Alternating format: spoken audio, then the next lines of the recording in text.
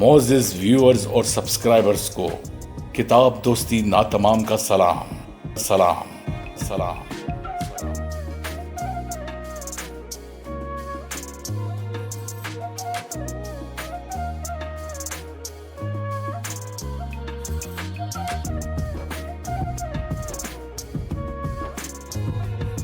آپ سے گزارش ہے برائے مہربانی میرے دوسرے چینل ورلڈز انفارمیشن انسائکلوپیڈیا کو سبسکرائب کیجیے، جس کا لنک ڈسکرپشن میں موجود ہے۔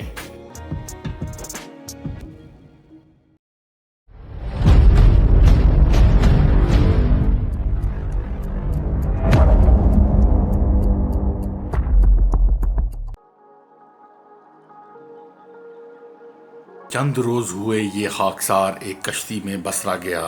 ایک مقرب نے ہارون الرشید کو بتایا اس کشتی میں اور لوگوں کے ساتھ بہلول بھی سوار تھا۔ اچانک ایک سوداگر کا غلام رونے اور چلانے لگا، خدا کے لیے اس کشتی کو واپس لے جاؤ، سمندر کی لہریں اسے الٹا دیں گی، ہم سب ڈوب جائیں گے، تمہیں خدا اور رسول کا واسطہ کشتی کو روکو۔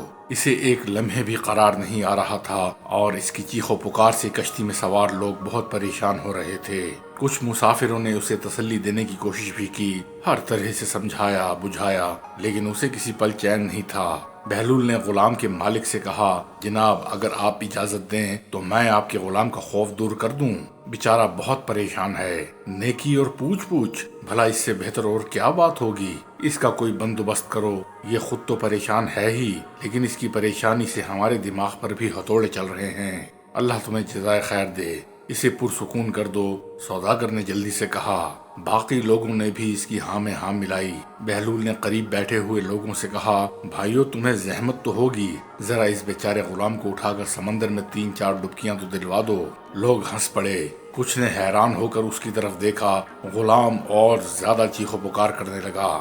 بہلول بولا، بھائیو جب اس کے مالک نے اجازت دے دی ہے تو تمہیں کیوں تامل ہے، شاباش اٹھو، اس کو سمندر میں 2-4 غوطے دلوا دو، چلو بسم اللہ کرو۔ سوداگر نے اس کی تائید کی تو غلام کے قریب بیٹھے ہوئے لوگوں نے اس کو پکڑ لیا۔ غلام نے واویلا مچا کر آسمان سر پر اٹھا لیا، بہت ہاتھ پاؤں مارے مگر اس کی ایک نہیں چلی۔ کچھ آدمیوں نے اسے مضبوطی سے پکڑ لیا اور سمندر میں غوطے دینے لگے۔ وہ بچاؤ بچاؤ کا شور مچانے لگا۔ چند لمحوں بعد بہلول نے کہا، یار اس بیچارے پر ترس کھاؤ اور اب بس کرو، اس کا علاج ہو گیا ہے۔ مسافروں نے اسے واپس کھینچ لیا۔ اس نے ہانپتے کانپتے اپنے ناک اور منہ سے پانی نکالا، بال پہنچے اور ایک کونے میں بالکل چپ چاپ بیٹھ گیا۔ باقی مسافروں نے حیرت سے اس کی خاموشی کو دیکھا اور بہلول سے سوال کیا کہ اس نے یہ نسخہ کیوں کر ایجاد کیا جو اس قدر کارگر ثابت ہوا۔ بہلول نے ہنس کر جواب دیا، اس بیچارے کو کشتی کے آرام کی قدر و قیمت کا اندازہ ہی نہیں تھا۔ سمندر میں غوطے کھا کر اسے یہ نکتہ سمجھ میں آ گیا ہے، کشتی سمندر کے مقابلے میں کتنی محفوظ ہے۔ ہارون الرشید یہ سن کر مسکرایا، اس مسخرے کا بھی کوئی ایسا ہی علاج کرنا پڑے گا جو دیوانہ بن کر دوسروں کو دیوانہ بناتا پھرتا ہے۔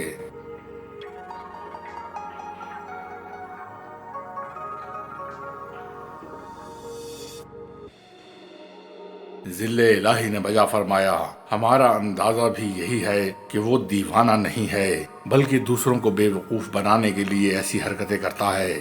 کچھ روز پہلے تو ہمیں اس کا ثبوت بھی مل گیا کہ وہ دیوانہ پاگل اور دانش مند میں تمیز کرنے کی صلاحیت رکھتا ہے۔ ایک شخص نے کہا، وہ کس طرح؟ بیان کرو۔ ہارون نے متجسس لہجے میں پوچھا۔ جب بہلول کو پاگل پن کا دورہ پڑا تھا تو ایک تاجر نے غالباً فال لینے کی غرض سے بہلول سے پوچھا، حضرت شیخ بہلول صاحب مہربانی فرما کر مجھے مشورہ دیں کہ میں کون سا مال خریدوں جو نفع بخش ہو۔ بہلول نے بڑے اطمینان سے کہہ دیا، بھائی تم لوہا اور روئی خرید لو، اللہ تعالیٰ برکت دے گا۔ دیوانوں اور درویشوں کی باتوں سے اکثر لوگ فال لیتے ہی رہتے ہیں۔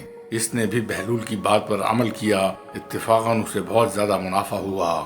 2-2.5 ماہ بعد اس نے پھر مال خریدنے کا ارادہ کیا تو سوچا کہ پھر بہلول کی باتوں سے فال لی جائے۔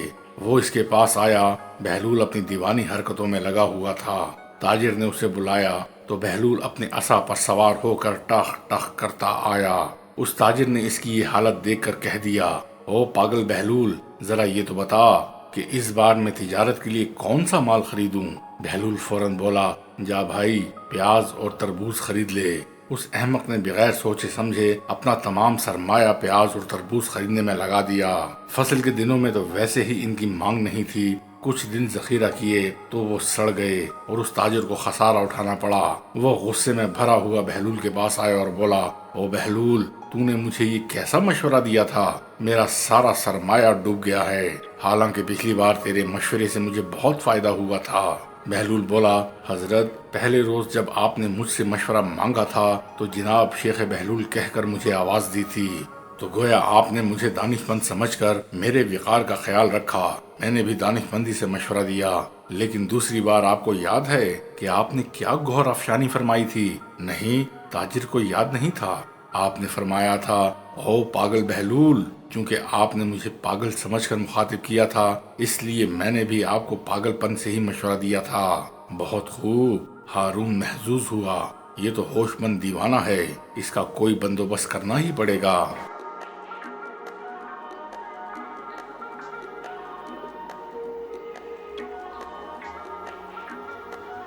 آپ کا فرمانا بجا، لیکن حضور، اس کی اس دیوانگی نے اسے عوام سے بہت قریب کر دیا ہے۔ یہ مفت میں ان کی مشکلیں حل کرتا ہے، ہر غریب کے ساتھ اٹھ کر چل پڑتا ہے، اس پر ذرا احتیاط سے ہاتھ ڈالنا ہوگا۔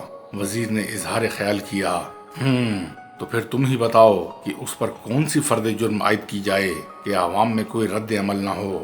ہارون نے پوچھا، جان کی امان پاؤں تو ایک تجویز پیش کروں؟ ایک مشیر نے محتاط لہجے میں کہا، امان ہے۔ ہارون نے شاہانہ نخوت سے گویا احسان کیا، اس پر الزام لگایا جا سکتا ہے کہ وہ انبیاء سلف کی توہین کرتا ہے، اس لیے اسلام سے خارج ہے اور واجب القتل ہے۔ اس نے بتایا، کوئی ثبوت؟ ہارون نے روبے شاہی سے پوچھا، اس کا ثبوت بھی موجود ہے اور گواہ بھی۔